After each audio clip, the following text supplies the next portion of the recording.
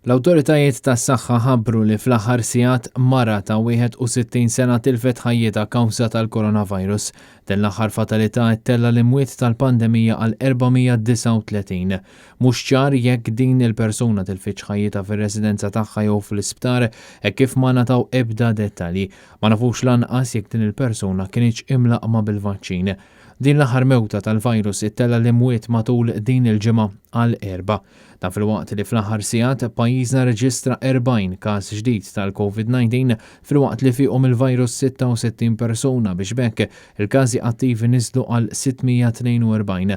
Dawn l-aħħar numri joħorġu minn fost 3411 il-swab test li saru.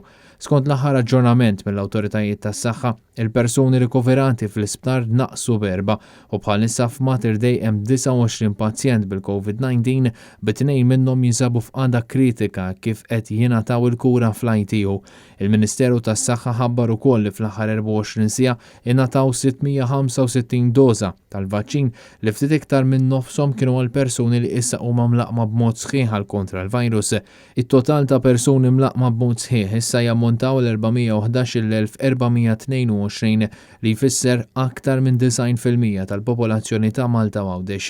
Intant meta pajjiżna ilu jaffaċċja din il-pandemija għal total ta' 77 ġimgħa, s'issa kienu reġistrati total ta' 35,990 każ li minnhom fiequ 34,513 persuna.